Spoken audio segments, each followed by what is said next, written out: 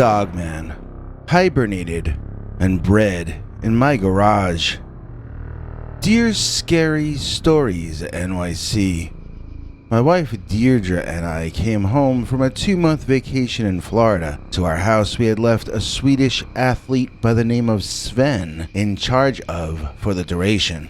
We had been emailing and texting with Sven the entire time, and he'd been sending us updates about our birds and photos of the house so that we knew everything was fine. So imagine our surprise when Deirdre hit the button to cause our garage door to automatically open, only to have an entire family of dog-headed ape-like creatures block our entry. They seemed to come in all sizes, but their matching gorilla gray coats of fur indicated that the smaller ones must have been the offspring of the larger ones. The whole scene might have been funny if it weren't so upsetting. What happened when we got home was Deirdre drove up to the front of the garage and stopped, expecting me to get out and open it up. We had only gotten the automatic door opener a couple of months before we went away, and since we had been gone so long, she had just forgotten about it. I reminded her, "Open the door, Deirdre," pointing to the doohickey attached to her sunscreen. She hit the button. The dogman inside all stood up and turned to look at us, and then I said, "Close the door, Deirdre." Even after the door closed, we could still see the two larger dogmen inside the garage looking out at us through the windows. And who knew what else was inside there? Sven, the guy I had left in charge of the house, didn't drive, and consequently he never had any reason to even look inside the garage. Maybe it's for the best. I hate to think of what the creatures might have done with him if they had heard him coming and pulled an ambush. My wife backed out of the driveway and just started driving, silently. I didn't say anything either. I had been thinking about taking a hot shower, and now I was wondering what I had just seen. Deirdre and I are not cryptozoology fans. We have come to understand since then that we either had werewolves or dogmen in our garage, and since they seem to have been breeding in there, I guess they were the latter, and not the former. The entire time we drove around silently in shock, I kept going over the image of what I had seen inside our garage in my mind. It looked like we were staring into a large family's tiny shared studio apartment. There were two very large figures that looked like professional athletes, but covered in that dark fur. They were standing together, as though they had been having a conversation, which I don't know if dogmen do. That's what it looked like, though. They had been facing each other, and they both turned to face us when the garage door went up. I thought at the time they were both males because they were so tall that I could only see their tall canine ears on top of their heads after they turned and stooped to look out at us. That garage door is 7 feet high, so you do the math. It scares me to think about it. Besides the two large ones, there were these smaller creatures that all looked more like dogs than humans. The fur indicated that they were the children, but it looked to me as though the creatures start life as more ordinary dogs, then develop the muscles and size later in adulthood. There were 2 or 3 creatures that looked to be around 5 feet tall, and there were 2 small dogs, more like puppies, who were nursing themselves on one of the large dogs, which proved that that one was female. Oh, and now that I'm remembering it again, there was one laying down on some of our dry concrete bags left over from a renovation project. He or she had them laid down like bedding and was looking like a teenager hanging out. I said close the door to Deirdre, and the dogmen all stood still and looked at us as the door went slowly back down. It didn't matter how many times I went over it in my mind. It never started to make any sense at all. When conversation resumed, my wife and I debated who we needed to call. The police? Animal control? Eventually, I called the operator and asked her who I should call if I had an infestation of large animals in my garage. After giving her our address, she was able to put us through to some official people somewhere in some department of something. When their people arrived, we all stood back and opened that garage door again. But this time when it opened, the garage was empty. It was a mess, but it was empty. Actually, even though Deirdre still acts like it was the worst thing that ever happened, we got off pretty lucky. They destroyed some boxes and crates to use as bed. They seemed to have brought in leaves for a similar reason, but there was no structural damage to the building. There was no scat left, so that made cleanup a lot less terrible. They also did not seem to bring their food into the garage, using it exclusively for sleeping on the colder nights, I suppose. Oh, I did have to fix the lock on the back door, so there actually was structural damage in that sense. I sprang for a better high-security door, so I suppose the Dogman does owe me for that. Basically, it was like some teenagers took our garage for a joyride. Not the biggest of deals to me, but Deirdre has been talking about moving ever since then, and lately I think she really means it. It's been 3 years or more now since that happened, and we've never seen the Dogman again. However, one of Deirdre's workmates on her former office job, which is now a Zoom job, said she saw a Dogman on the side of the road around Halloween. So now Deirdre wants to move out again. I told her that if werewolves aren't allowed out at Halloween, when should they be allowed out? Maybe she can afford to move, but I really can't right now. I think we should be grateful for what we have when so many people are suffering so badly from unprecedented oppression the world over. Fancy words aside, though, I know if Deirdre ever sees one of those Dogmen again, that'll be it for me. I'll have to bite the bullet and move someplace. Probably someplace smaller and more expensive. We'd really have to curtail our lifestyle. And it just doesn't seem like something that we should have to do just because Dogman hibernated and bred in my garage. Mama Dogman gave birth in my basement. Dear Scary Stories NYC. In my part of Pennsylvania, in the countrified suburbs around Marstown and Brookside, we used to see the Dogman a lot. We'd also see the Bigfoot, who sometimes walks around disguised as a forest light.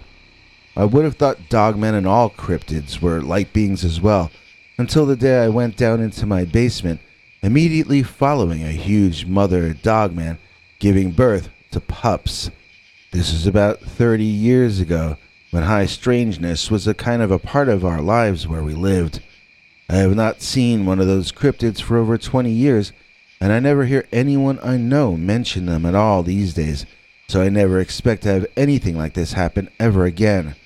Of course, my family has moved further to the west closer to Pittsburgh, so that might explain it.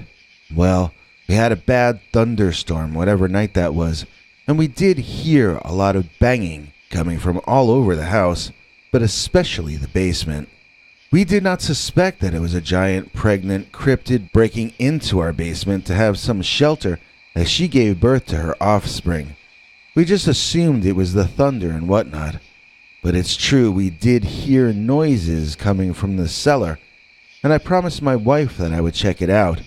In the morning, after the sun came up, I may have been 99% certain that it was nothing, but I wasn't willing to bet my life on it. So when morning came, my wife asked me to check the basement, and I said I would after I took a shower and brushed my teeth. By the time I had done that, she had sweetly made breakfast for both of us, and I couldn't let that get cold, so I put off checking the basement for a little while longer. After breakfast, of course, I needed some time to digest my food. Eating is only half the work. We have to allow the food to then digest, don't we? Otherwise, aren't we wasting a good meal? And in that manner, I wasted the entire morning and the early portion of the afternoon as well. Finally, my wife put her foot down and insisted I check the basement before it got dark again. I saw her point, and since we hadn't heard noises coming from down there all day, I got up the courage to finally go down and check it out. Well, as soon as I opened the door, the smell was incredible. that was not an odor my nose had smelled before, as my wife and I were not to have our first child for almost another 2 years after the time this story took place. In fact, we had been told by a quack doctor that we couldn't have children, so we were quite surprised all 3 times my wife became expecting, and all 3 times she gave birth successfully. But that's not relevant to this story. In fact, I'm only talking about all that to stall, because I never like going through the next part of this story. So the stench hit me, and I knew we had a problem. But my first guess was not large carnivorous canine cryptid, believe it or not. I thought that maybe a pipe coming from the bathroom had broken. It smelled so bad, I thought that it had to be a sewage problem. We hadn't bought the house much earlier. We'd only been married around a year, and I was a first-time homeowner. Having grown up in a large apartment complex, I didn't really know how plumbing worked yet. I knew we had a septic tank buried somewhere, but I didn't know where it was or how any of that worked yet. So I was wild guessing about what had broken and about what I was smelling. I took out a handkerchief and tied it around my nose, but it didn't cut down on the bad smell. So I remember trying to breathe through my mouth just to stand going down there. After I took a few steps down the stairs to the basement, I heard a completely unexpected sound of small animals mewling. My first thought was that we had rats, and I panicked, studying my feet and the steps. I have a deep fear of rats. I hate it when they crawl over your feet. I had that happen to me one time when I was a kid, but I was the lucky one. Another rat ran straight up my friend's bell-bottom jeans and scratched and bit him before it figured a way out. He had to go to the hospital and get shots and all this horrible stuff that lasted a long time just because of a 1-minute encounter with a rat.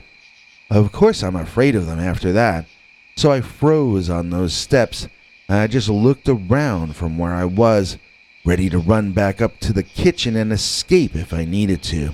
The sound continued, but it didn't sound like rats or mice to me.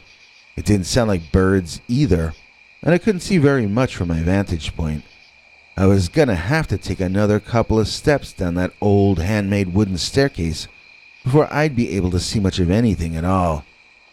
And just as I was about to take that step down, a little dark gray puppy dog stuck its head through from underneath the bottom step and yipped at me excitedly. It backed away from me playfully, wagging its tail so hard that its butt swung left and right along with that tail. It had bright eyes and little pointy ears, and I just thought I was seeing the cutest puppy that ever lived. It looked to be maybe a month old or 2, but I wasn't able to place the breed. How had this little guy gotten into our basement?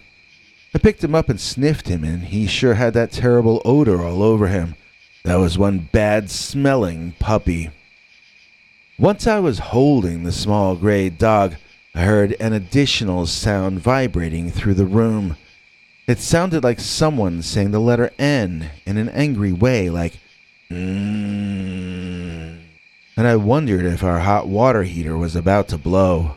It was time to go down the stairs and take a look around with my new puppy friend, and so, holding him in my arms, we both did. All across the floor were more little pups, about the same size as the one I was carrying. I still wasn't putting 2 and 2 together. I still wasn't realizing that I was placing myself in danger. I didn't think that the mother of these dogs was in my basement because these did not appear to be newborns. They seemed a month old or several months. I mean, they were up and walking around. Newborns generally don't do that. But you know what I saw when I turned the corner? You've known all along, and you've been telling me to get to the point, am I right? Because right there in front of me on the floor was the single largest canine I had ever seen in my life. Still, to this day, I've never seen a dog so large. I guess it must have been some kind of a wolf more than just a normal canine. It was feral, whatever breed it was. The ears were pointed like her offspring. Her nose was at the end of a very long snout, and her mouth was filled with the kind of teeth that are required to chew meat. This lady was not a vegan. Of that I am most certain. I saw her licking a newborn pup, cleaning the birth process off of the little guy. He looked as developed and mature as the other puppies, so that meant they were all newborns. Whatever kind of creature this was, it gave birth to far more mature puppies than most dogs do. And then, the most memorable event of my life, besides the birth of our 3 children, happened. That mama dog, still saying at me and glaring hatred at me deep into my soul, stood up. And then she stood up again. Reared back on her hind legs, she was too tall to stand all the way up in that basement. The ceiling is something like 7 feet, so you take a guess as to how tall Mama Dog had to be in order to be stooped over just to fit down there. My eyes started seeing little black dots flitting around the edge of my vision, and my hands and feet began feeling sorta numb. I felt so tired that I just wanted to lay down and take a nap, and my knees felt so weak that I could barely stand. My body bypassed fight or flight mode and went straight to give up and faint mode. I remember mentally forcing myself to stay awake. I took a deep breath of air to get oxygen in my lungs and wake up, but I got 2 lungs full of the smell of birthing Dogman instead, which made me nauseous. Running up the steps while gagging and choking, I heard the dog mother wailing after me, sounding like she was swearing revenge on me. I made it to the kitchen, my clumsy, shocked feet tripping over the last step so that I fell on my face into that kitchen. My wife heard the huge animal's lament from below, and she closed and locked the basement door behind me. Once I heard that lock click, my body finally won out, and I fell unconscious in shock on the floor. So, by the time I woke up, my wife had some animal control people there at the house marching up and down the basement steps, but none of them were carrying animals out with them. Nobody thought to call an ambulance for the unconscious guy on the floor because, hey, this was 30 years ago, and people 30 years ago kind of expected you to be tough. So, one of the guys my wife called took us down there and showed us how the creature had gotten in. We had a basement window that was up high but on the ground level outside. It was behind a bush, so we never noticed that the window was all broken up. It was large enough for me to slide in and out of, so I guess it was also big enough for that mama dogman too, although it looked to be an especially tight fit for her. So, she had taken her brood and left in a huff after my rude interruption. The guys quizzed me about what kind of bear this was in my basement, and I was confused. Bear? Who said we had a bear? These were dogs. The guy looked at me funny. Then my wife took over, explaining that I didn't know what I was saying because I was upset. I let it drop, realizing she was the one who had told him it was a bear. So don't ask me if we saved any of the detritus of the birth. It was all thrown out by the animal control people. We had no idea that we could have proven the existence of a rare animal. It was just not something that was on our mind 30 years ago when DNA processing was so much more primitive. Well, we got the basement window fixed, and that was the end of the dogman living there, because now, years later, I understand that's what it was. That's what it had to be. It was a canine as big as a bear, but it was not a bear, and it stood up on its back legs. It was a female dogman. It absolutely had to be. We didn't have a word for that back then, so for decades we literally had no idea what that mutant dog monster was that rainstorm night. The night when Mama Dogman gave birth in my basement. I hope you enjoyed those 2 all-new stories. Now, here's a scene from our next episode. I slammed the door in horror. Those were not children. They couldn't be. The two small people wailed outside my front door, demanding that I let them in. I studied them through the window, dressed so oddly. The one looked like he was a newsboy from the 1800s, including a little old-fashioned cap, like I'd only seen in old movies before. The other one had a little Lord Fauntleroy look about him, wearing a white frilled collar from out of medieval times. What Halloween party had they come from? And how are they able to make their eyes look so completely black? At length, the crying stopped and the black-eyed kids apparently moved on. I didn't hear them walk away, but I didn't hear them outside anymore either. I wanted to go back to bed, but something told me to take one more look around outside the house. There was nothing and nobody out front or down the left side. When I got to the backyard, however, I looked out the window and saw eyes shine, immediately catching my notice. Staring intently, I could swear I saw the outline of the figure with the eyes shine. And that figure had to be 8 feet tall, with pointed ears up on top of its head. That was not a human. For some reason, once the black-eyed kids left, I next found myself haunted by the Dogman. Black-eyed kids and the Dogman, that's in our next episode right here on the Dogman Show. See you then. Our executive producer is the best because our EP is the CS. We don't know what that stands for, but they're the one for whom we plan for. Please join us in thanking our wonderful executive producer CS for making this episode possible. In exchange, they get all our perks. The secret uncensored Sunday episodes far too wild to ever tell on this channel, the Wednesday secret previews, the advanced previews of episodes that the public hasn't seen yet, the whole 9 yards. And so can you. Just join our PayPal subscribers club at peterbernard.com, or do what CS did and click the join link under this or any of our videos. And now, here's international TV spokesdog Henry Lee Dogman with more details. Hank? Thanks for watching till the end. If you liked what you saw, please consider clicking like on the video or sharing it with your friends and family that you think might also be interested. If you would like to see more of our work, please consider subscribing and hitting that bell icon next to the subscribe button so that YouTube will alert you when we put out a new video. To become a channel member and gain access to our special perks, you can click that join link under each of our videos. Another option is to join our PayPal subscribers club at peterbernard.com. You can join for as little as 99 cents on YouTube or $1.50 at peterbernard.com, and that gains you access to our weekly secret uncensored episodes. If you'd like to see our 21 hours of archives of uncensored Dogman stories, then please join at the $3 level or above. To get to watch our shows in advance of the public, please join at our $10 level. That gets you all the perks. If you join our channel memberships, you need to check our community page here on YouTube in order to get the links to the secret videos and other perks.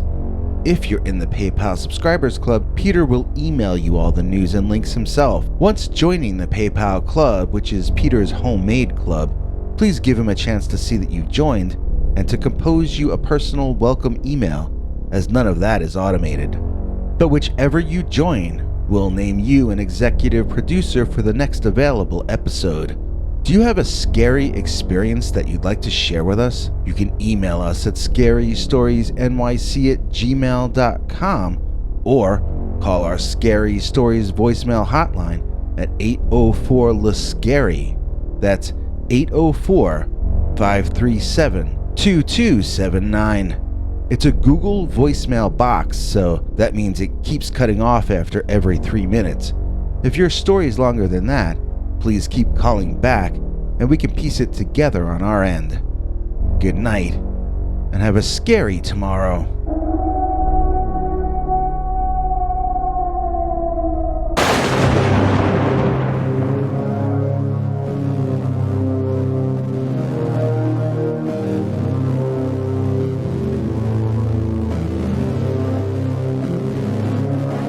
Come back from more scary stories.